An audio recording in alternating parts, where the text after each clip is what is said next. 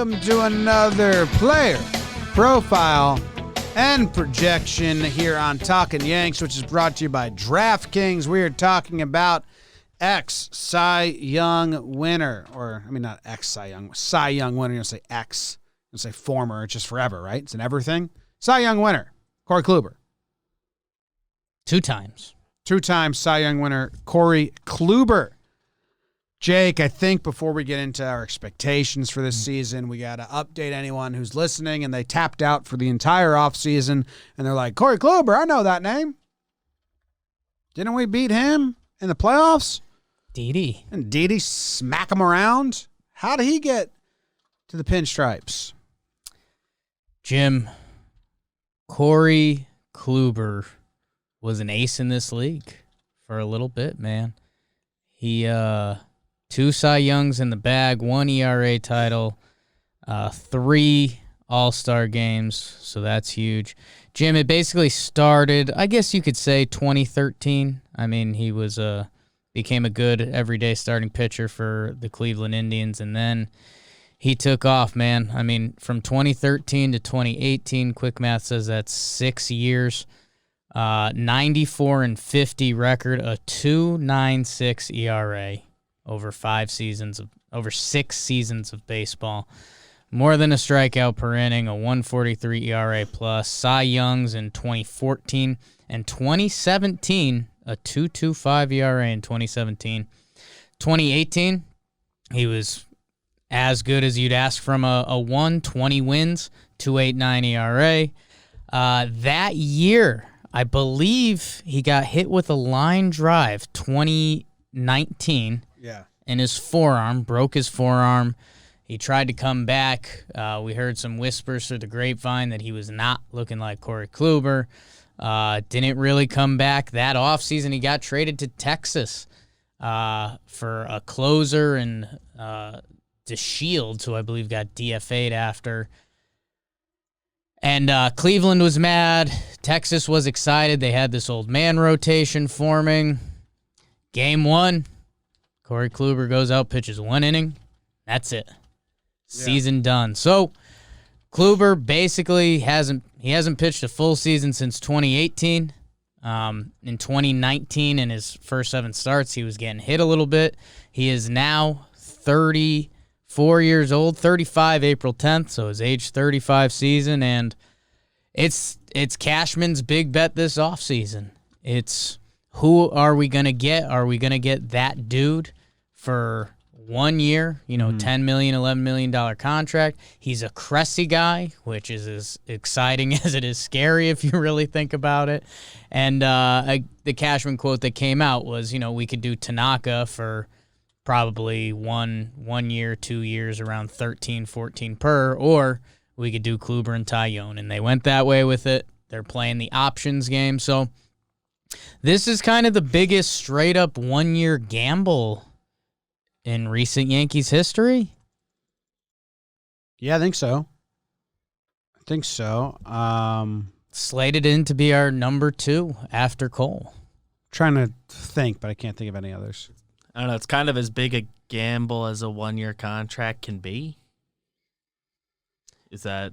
Yeah, is that a lame sentence? No, I understand what you're trying to say. And I mean, this offseason was actually kind of funky with the CBA coming up, so a lot of other teams have some 1-years out there, like the Marcus Semien got 1 year. I was thinking of that, but that's also a position player, 1 of 9. This is the ask here is for him to be our second and to be a postseason performer. If he's not a postseason starting pitcher for us, it's all for naught. Yes. Kind of. Unless he has like an amazing regular season and left it all out there. And the Yankees are in a pennant race, and like he's part of that in September. But that means they would make it, and then he'd be part of it in October as well. So, yeah, it's almost like I don't know. It's a big ask out of Corey Kluber, who hasn't pitched in a long time. In 2020 spring training, he had 7 innings pitched in 2 games. He gave up 3 earned runs. He struck out 6. In his 2021 spring training for the Yankees, the numbers are basically the same.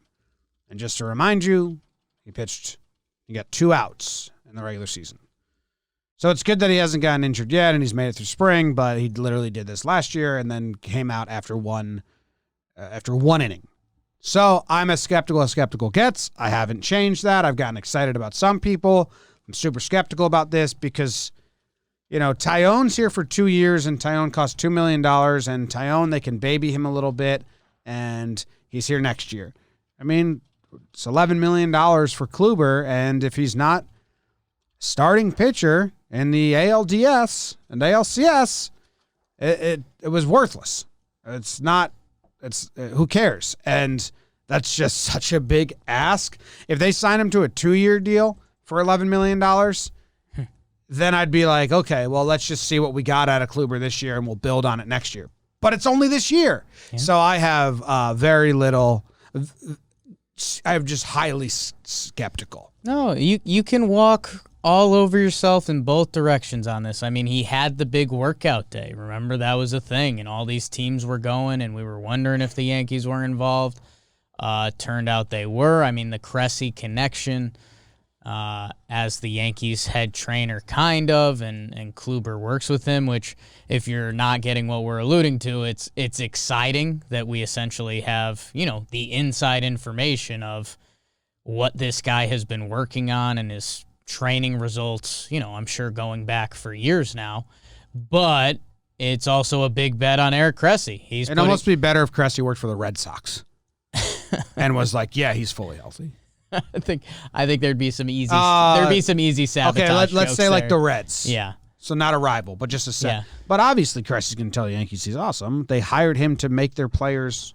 It's Cressy betting on himself. Shape. It's Cashman betting on Cressy. It's all of them believing in Kluber. So it's going to be interesting to see, and that's where I think you're right in the fact that it really is a crazy ask when you think about it. If Corey Kluber isn't around in October, / didn't absolutely empty the tank to get there and give us a really nice season, it's going to feel like a failure, and that's a brutal ask for a guy that's essentially been out of baseball the past 2 seasons. I will say this, there's a couple things Corey Kluber does have working for him. We mentioned those 2 Cy Youngs in the bag. Corey Kluber was really good. It's from a pure stats. If you told us Corey Kluber was going to be healthy this year, the number of statistics I could throw at you of what this guy did in his time in Cleveland, it's ace stuff. It's what Garrett Cole is doing right now was Corey Kluber then. So you can get excited about that if you want. It's tough. It's tough. The injuries, it started with the forearm, which led to an oblique, and then that led to some shoulder stuff that didn't. I don't think it led to shoulder stuff. Right, you believe in the shoulder stuff before that. Because he was having a really bad year, and there was rumblings that shoulder stuff was happening the whole time. Yeah. No one knows. No one knows. I mean, I'm sure we could dice up his 2019 and his FIPS better, but nobody really cares for the Yankees 2021 season. So he's looked pretty solid this spring. I mean, the Klubot and the press conference and everything you hear is he's as professional and as quiet as anyone outside of DJ LeMahieu can be. Yeah, I guess Yankee fans that don't know his personality, yeah. Like the Klubot, he's like DJ, but even less personality than DJ. Less person. And we've, because you talk to Yankees players about DJ, and they're like, yeah, I mean, he's funny. He's a normal guy. Yeah. I've heard interviews of Rangers players and Indians players talking about Kluber, and they're like, he's a robot. Pitching-wise. We did one. We talked to Lance Lynn last year, like right after he left spring training, and even he was like kind of taken back by how Kluber is that way. That's who he is. And hey, that's Lance Lynn saying that. And hey, he's a little like you want to go spin zone? Like I said about DJ LeMahieu, that personality can get you beloved in this city.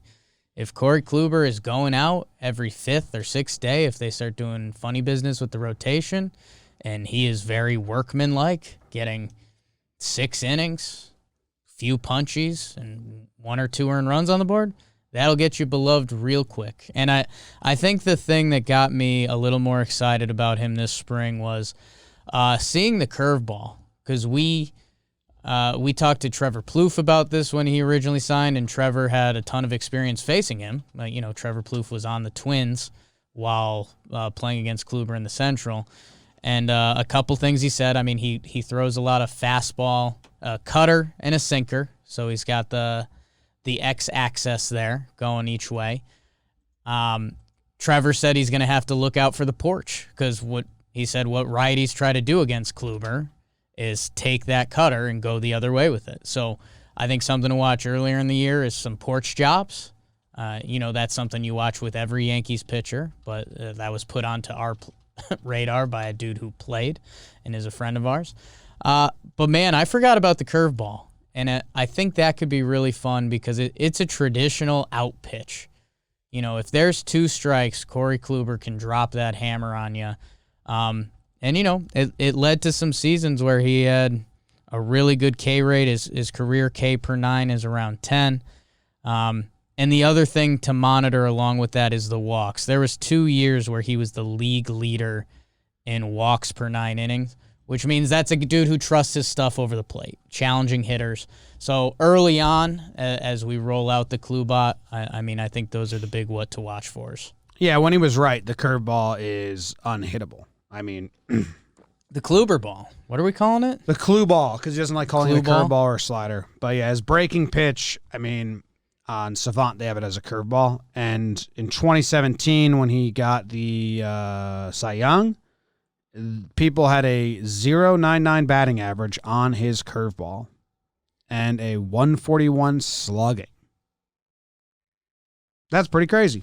It's nuts, man. It's nuts. And that's where Lindsay Adler called it Kluberball, so I'm rolling with that. Yeah, man, and that's... You've heard this. I've had this conversation out loud with you a few times, and even on some recent Talkin Yanks episodes. Like, for me, I normally love to live in the gray area. For me, this is pretty black and white. Like, I think we're going to find out if we're getting that dude, Corey Kluber, or if we're not. But it doesn't... he could be lights out for April, May, and June, and then be injured in July, and then... it's $11 million wasted. A little bit.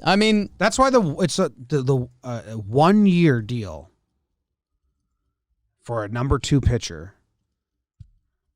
It's just crazy. The more you think about it, the more it's so black and white if it was worth it or not. And we won't find out till October. So that's why I keep telling everyone, hey, I'm going to be cynical the whole season. Yeah. Hey, man, the other thing is where the contracts landed with the other pitchers in that area. James Paxton, who we're familiar with, but also has a pretty serious injury history of late, they got bid on that one. His salary added up to $10 million pretty quick. So, if you were going to do Tyone, it was who they were going to pair up with him, and Kluber was kind of the match. He's got the high ceiling. It's a big bet on Cressy.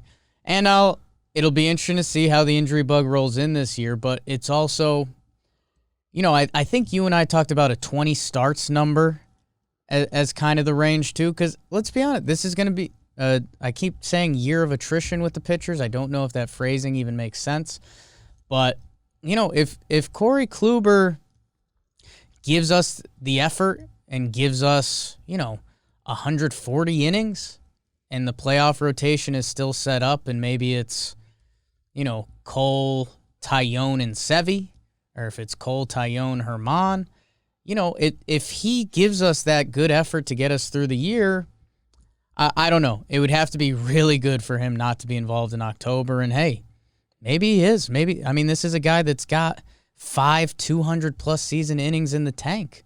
If he's good, they're going to throw him out there every 5 days. Yeah. And that's the other thing that you stumbled into today, that if he looks like Corey Kluber, that 1 year thing could pay off because they will pitch him into the ground. Yeah, because I don't think he's going to say no to that. They got no investment. And he still thinks he is that Corey Kluber, the ace, the Cy Young. I am, I'm as cynical gets. And it'll be until October until we find out if we're there or not. So you don't think there's any effort he can give over the season? If he's not there in October, it's out. Yeah. Okay. You're getting a number. You're trying to get a number 2. The Yankees are going to make the postseason. Right. What they need is starters for the postseason. Yeah. So, and there's a way he can be out, and they could still have Sevy looking good, Tyone looking good, Cole looking good, Monty or Herman looking good, and they're set up fine. But then it's like, well, you could have used that $10 million on someone else then. So even if you choose up a chunk of innings to get through this season to leave those guys looking better for the postseason? That's a waste of money. You can get a lot of guys to do that for cheaper. Yeah. They're getting him to be a number 2 in the postseason, so we won't find out if this deal's worth it or not until October, in my opinion. Okay.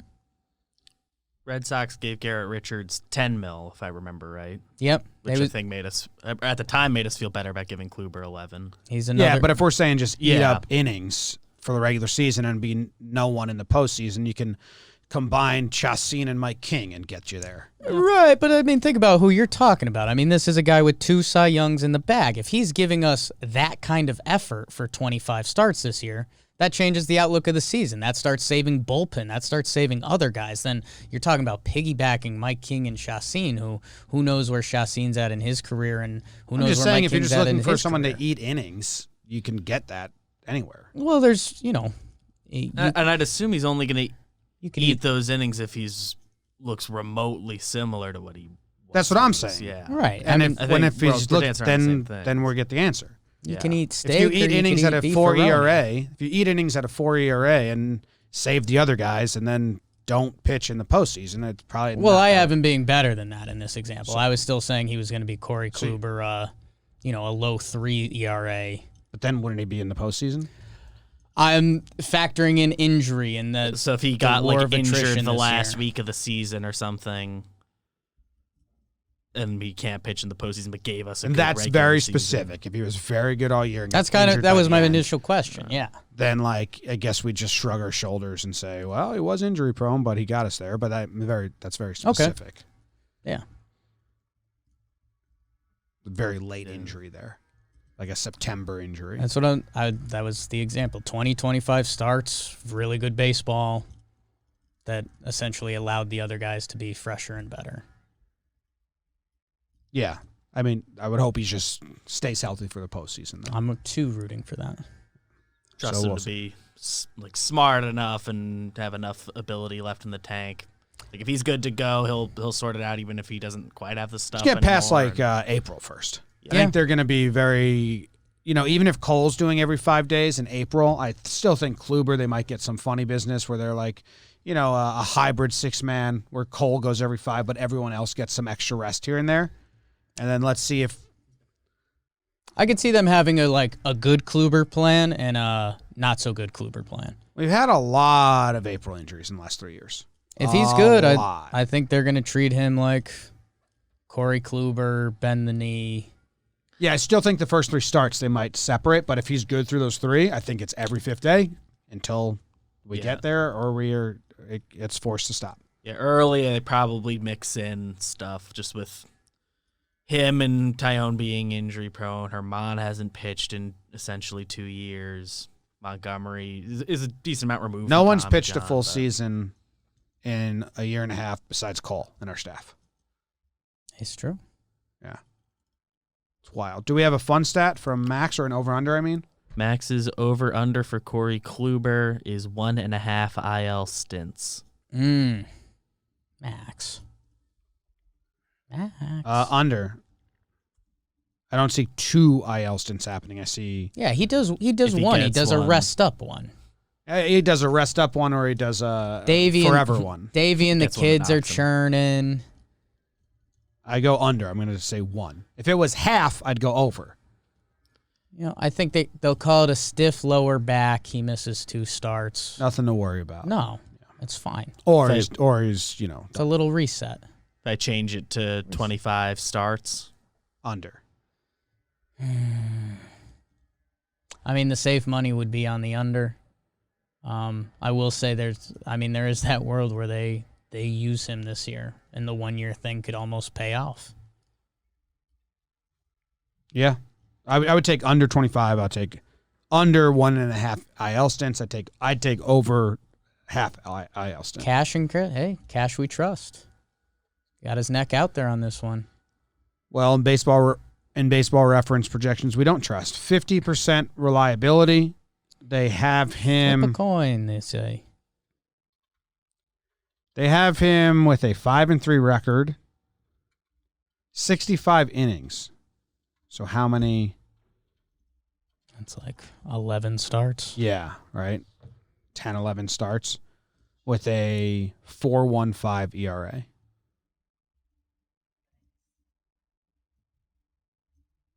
No Okay, thanks. baseball reference. Yeah, pass. Feel like Kluber's a random video guy. Random vid could help. That projection like scares me Don't. because anything can be an option. That could happen easily. Yeah.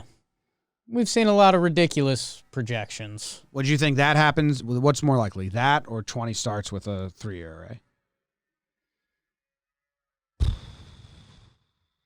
It's 50-50. Here's a random Like video of Corey Kluber. It's a ball to Ryan Healy. See the action on it. Kind of got squeezed. It's right where he wanted it, though. Yeah. I don't think that was. I think he executed his pitch there. We'll do another one. Oh. They're Uh-oh. not going to sit back and try and take it deep. Jesus. He It's shakes hard to do off that. something on a He'll 2-2 just carve it pitch. out. He fought it off. Good Oh, piece it's a of hitting right blooper. there. Really is. He came up and in with a fastball, and Davidson Blooper into didn't no go man's and land. chase after that slider, and they thought they had him set up for a break. I mean, last or a- chance. Last chance, you. 2 out of 3. We need you, Klubes. You want to do one more? This is for the season. Because we had 2 bad ones so This far. is for the season. If this next one's bad, it's scary. I mean, they weren't bad. But it's like you could They weren't see good. that being what it is all year, and Weren't it's like, good. damn, Come on. happy we're 1 inning away. Called strike to Mike Moustakas. Ooh, a little funk there. Got the call on a slider Bottom of the that zone. appeared I to be like over I that. disagree with the ump on that one. Well, he got squeezed on the first one. Okay. Balanced out. Look at that funk there. He got low. You clip the front end. Moose. Stocky guy. All right. That's Corey Kluber. It's one of the pivot points of this season is this dude. I know. That's why it's so weird. It's Yeah. such a... I mean, he's like can be Yankee folklore in a good way or a bad way. It could be Tulowitzki, or it could be like Freddie Garcia, Bartolo Colon in 2006, 11? How about 11? like 10? David Wells or Pavano? Yeah. Okay. Freddie Garcia is a good one, right? He came out. He was a 1 year. He was a 1 year deal that performed. They should have kept him. They kept Bartolo. They should have kept Bartolo. They kept Freddie instead. But again, those guys came over as back of the rotation. I think Bart was in the bullpen. They were not getting the 2 start right away. 2 ball. Yeah. I hope we want to keep him next year. Wouldn't that be something? Well, we'll get there. Let's get through April 1st. One more spring start. Thanks, guys.